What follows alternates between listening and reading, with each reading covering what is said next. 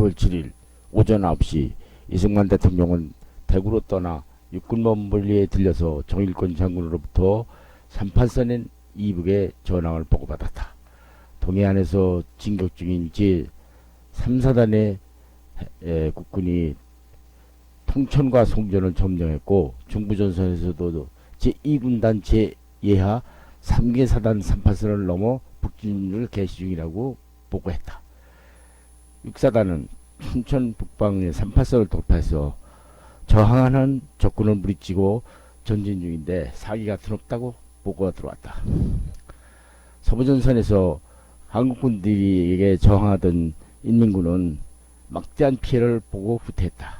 그리고 만주로부터 평양으로 남하 중인 인민군의 수송 트럭 70대를 미 공군의 폭격기에 의해서 폭파시켜 적에 큰 타격을 줬다고 보고했다. 이승만 대통령은 38선 이북에서 전개될 메가더 장군의 전략과 워커 장군의 전략을 여러 면으로 검토해본 정일권 참모총장의 견해를 심각하게 청취했다. 이승만 대통령은 정 장군의 비행기로 동부전선을 시찰한 후 서울로 비행하여 여의도에 내린 후 다시 경무대로 향했다.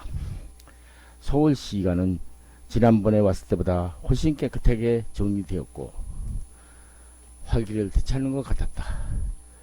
여기저기서 국군들이 시민들을 도와주고 있는 모습이 눈에 띄었는데 대통령을 보자 사람들은 손을 흔들며 만세를 불렀다. 경무대는 그동안 깨끗이 청소해서 그런 대로 정리되어 있었다.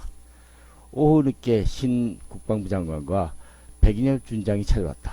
백인엽 장군은 이번 서울 탈환에서 공을 세우고 승진하여 별을 달았는데, 지난번 서울 환도식이 끝난 후 조병욱 외무장관과 함께 경부대를 찾아온 것이다. 당시 서울 시내에는 아직도 전운이 가시지 않아서 이것저것에서 연기가 치솟고 있었다.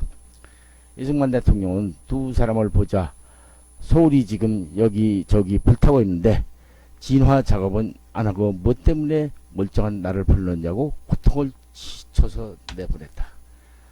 물론 대통령이 대구 방어에 최선을 다한 조병 내무와 서울 탈환에 큰 몫을 한 17년대 백연대장의 공을 물을 리가 없었다. 아직도 불타고 있는 서울 시내의 진화 작업을 어서 서두르도록 하려고 하는 동료였던 것이다. 백 장군이 지난번에는 조 내모와 함께 대통령의 칭찬을 받을 줄 알려고 왔다가 혼이 나고 쫓겨났다고 솔직하게 토론과 모두 웃었다. 조 내무나 백준장은 모두 세련된 맛은 없지만 남자다운 태도와 대담하고 호탕한 기질 때문에 대통령의 사랑을 받는 것 같았다. 진성무 국방부 장관은 백인엽 준장을 정보국장으로 임명했다. 대통령에게 보고했다. 백 준장은 이어 지난번 부산에 있는 자기 어머니에게 베풀어준 대통령의 후예에 감사드리러 왔다고 눈물을 글썽거렸다. 지난 9월 21일 17년대가 인천 상륙작전과 서울 탈환 전투에 참가하기 위해서 군함을 타고 떠날 때 대통령과 프란체스카는 저녁 8시에 반까지 함상에서 17년대의 국군들을 격려하고 돌아왔었다. 싸움터로 가는 우리 국군들의 탄배가 부산항을 떠나 어둠 속으로 사라지는 것을 지켜보고 있던 이승만 대통령이 프란체스카에게 이런 말을 했다. 20대에 홀로 된 백대령의 어머니가 선역과 이념 형제를 고생하며 길러서 이제 두 아들을 모두 험터에 내보내고 며느리와 함께 쓸쓸하게 판잣집에서 지내고 있다는데 그 호르몬이를 위로해주면 좋겠다고 말했다. 프란체스카는 황비소 편에 과일 한 바구니를 백대령 집으로 보냈었다. 이때 황비소는 백대령의 어머니가 기거하고 있는 판잣집을 짓는데 무척 애를 먹었으며 오랫동안 시간이 걸렸다고 한다. 대통령은 부모님께 효도하고 형제간에 위에 있는 사람을 재주나 능력이 있는 사람보다 좋아했고, 책임 있는 자리에 앉은 인사들 중에 재능과 학력보다는 인간됨을 더 중요시했다. 늙고 병든 아버지나 어머니를 사랑하지 않는 사람이 어찌 목숨을 바쳐 나라에 충성을 하며 동포를 위해 헌신할 수 있겠는가 하고 항상 말을 했다. 정권 장군도 효자라는 이야기를 들었다. 이승만 대통령은 부모에게 불효하는 사람을 아주 싫어했다. 적어도 장군의 명령에 따라서 38선을 돌파한 유엔군이 종호에 개성을 점령했다고 신성모 국방부 장관에게 보고했다. 미 제1해병사단은 10월 5일 부대를 이동했으며 서부전선에서는 미 8군 예하 1군단 소속의 워커 장군이 지휘하는 24사단, 국군 1사단, 영국군 27여단이 임진강 북한일 고랑포 부근에서 전쟁을 끝냈다고 한다. 그리고 콜터 장군이 지휘하는 제9군단의 제2사단과 킨 장군이 지휘하는 제25사단 후방지역에서 정부 간 병참선을 보호하는 한편 한국 경찰과 협조해서 남쪽에 남아있는 진적들의 소탕 임무를 맡았다. 미 8군은 서울에서 미 10군단과 정식으로 전선 임무를 교대한 것이다. 미 10군단 예하의 미 해병 1개사단, 한국 해병대와 미 제7사단은 인천과 부산에 집결 원산 상륙을 준비하고 있다고 손원일 제독이 보고했다. 유엔의 민주우방 24개국이 한국에 대한 군사원조를 신청했으며 모두 합해서 38개국이 양곡과 의료품, 구호품 원조를 신청했다고 유엔의 임병직 외무장관이 보고해왔다. 박사의 같은 고향인 함석군과 정진석 박사가 찾아가서 공산당의 진심으로 협조했던 죄가 무거운 부역자들은 대부분 도망쳐버렸으니 남아있는 사람들은 살기 위해서 억지로 부역했거나 협조한 사람들이니 관대에게 봐줘야 한다고 대통령에게 건의했다. 손원일 제독도 옆에 있다가 같은 의견을 그분이 해왔다. 부역자 처리 문제에 있어서는 대통령도 가능한 관대히 처리할 것을 지시했다. 대통령은 황해도 출신인 함석군에게 황해도가 탈환되면 바로 국부사에 가서 함석군에게 민심을 수습하도록 요청을 했다. 아직도 서울시 주변의 산속에는 공산당들이 학살하고 간 연고자를 찾기 어려운 시체들이 발견되었다고 보고가 들었다. 이와 같이 무참히 죽음을 당하거나 납치된 인구는 수만 명에 달이라고 하는데 전란으로 서울시의 인구가 줄었다는 보고였다. 납치된 사람들 중에는 서울에 남아있던 애국인 선교사와 공관원도 포함되어 있다고 한다. 수도 방위를 담당하는 17년대가 그 임무를 수행하는 한편 서울시 여러 곳에서 청소 작업을 돕고 있다는 보고에 대통령은 크게 기뻐했다. 또한 이승만 대통령은 전쟁으로 인해 부상된 국민들을 치료해 주도록 지시도 했다. 보사부에서는 성환자를 서울대 병원에 입원시키는 한편 서울시내 여러 곳에 치료소를 설치하고 각 지방도 전담 의사를 파견하라고 보고했다. 오늘 대통령을 크게 노하게 한 것은 공산군이 서울을 점령한 후 문화재에 불을 지르고 파괴 강탈해 갔다는 이 병이 문화재 관리국장의 보고였었다. 이승만 대통령은 앞서 진주의 촉성로가 불에 탔다는 보고에 크게 진통해 했었으며 서울 탈환 후 이 국장에게 문화재의 실태를 조사 보고하라고 지시했다. 대통령은 촉성로 등 복원 가능한 문화재 복구 공사 계획을 세우도록 이 국장에게 지시했던 것이다.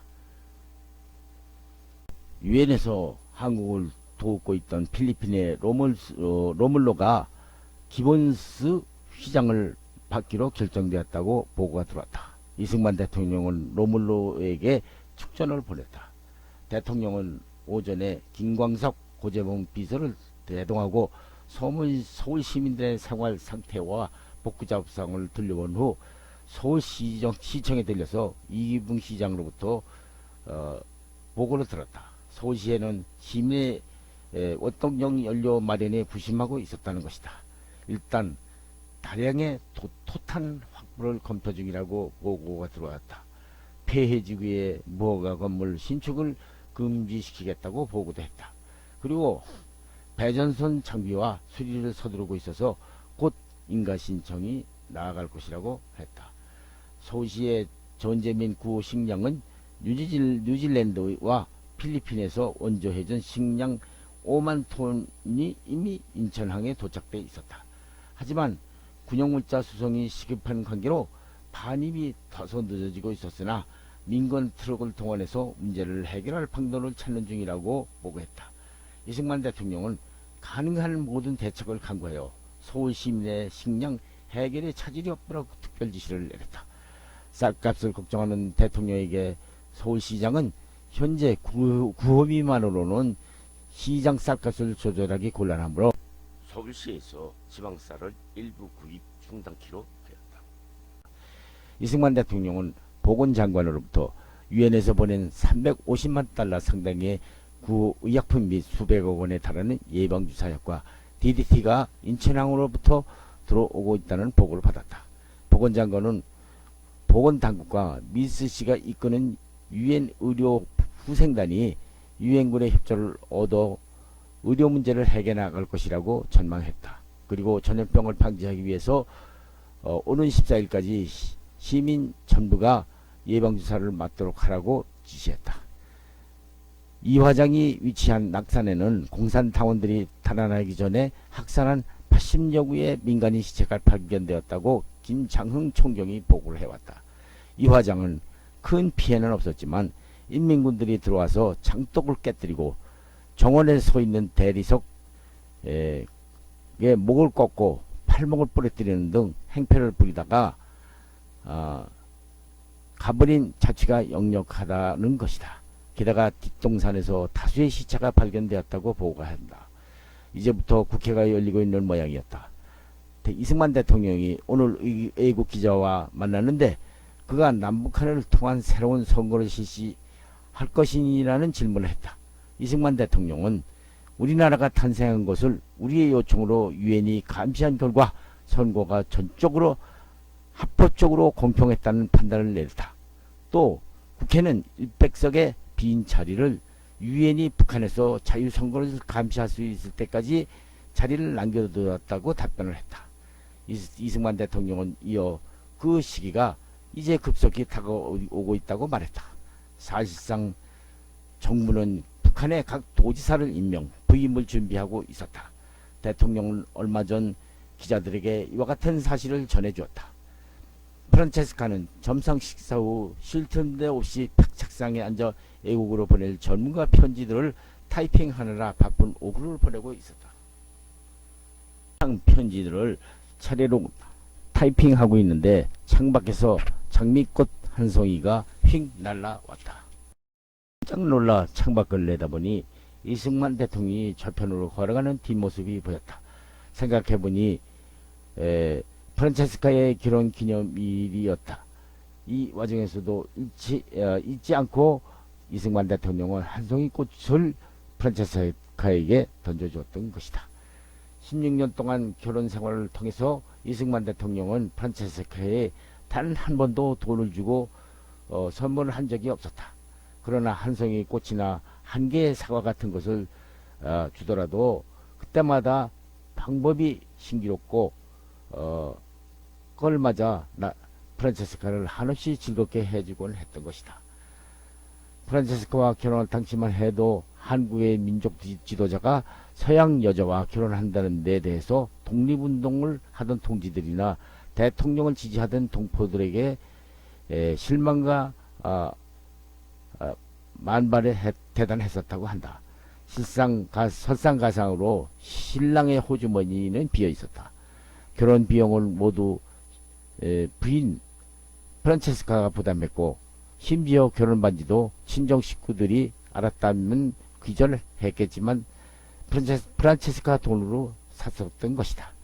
다만 이승만 대통령은 언제부터인가 호주머니 속에 놓고 다니던 녹두알 만한 제주도산 빈주알 한 개를 결혼 선물로 프란체스카에게 주었을 뿐이다.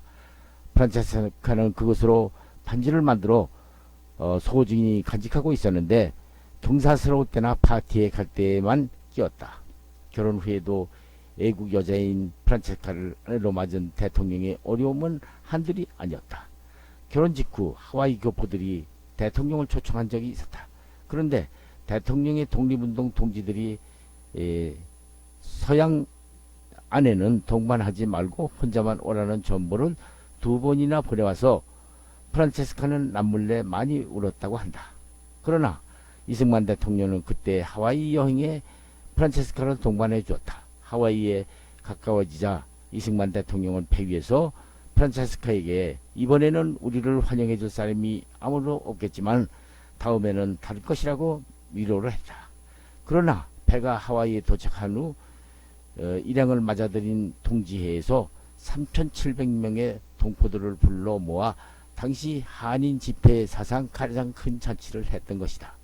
그날 그토록 많은 동포들이 모이게 된 데는 부부를 환영하겠다는 따뜻한 마음도 있었지만 서양인 신부인 나에 대한 프란체스카에 대한 궁금증 호기심이 더 컸을 것이다. 프란체스카는 이때부터 한국인의 아내로서 한국과 한국인을 마음 깊이 사랑할 수 있다는 느낌을 가지게 되었다. 게이 장군과 킨 장군이 무공훈장을 받게 된 것이 기뻤다. 일행은 진심으로 축하해 주었다. 일본에 있는 동포들이 상위 장병들을 위해서 보내준 의류와 통조림과 비누 등 1만 상자가 국내에 도착했다고 보고가 들어왔다.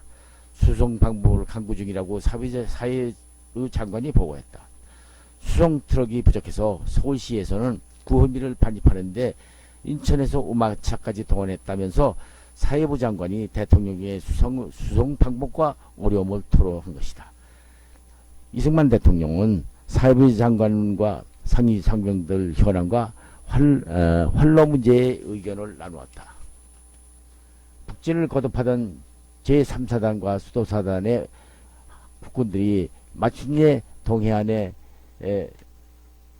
원산시를 점령했다고 보고가 들어왔다. 신성모 국방부 장관이 보고했다. 대통령이 무척 기뻐하며 지하했다. 필리핀 퀴리노 대통령이 수도 귀환을 축하하는 메시지를 대통령에게 보내왔다.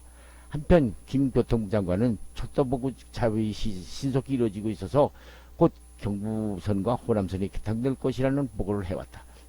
공보처장인 헬렌 김은 한국을 독립 문제에 대한 우방 8개국의 제안이 유엔에서 결의된 데 대해서 감사하다며 한국의 평화 재건이 조속히 실현될 것을 믿는다고 담화를 발표했다. 한글날이 왔다. 일행은 청량리 밖에 있는 조지 루 박사가 경영하는 안식교회 병원과 전쟁 고아를 수용되어 있는 고아원을 찾아볼 계획이었다. 프란체스카 책상 위에는 아직도 타이핑해야 할 많은 서신들과 써보내야 할 답장이 산적해 있었던 것이다.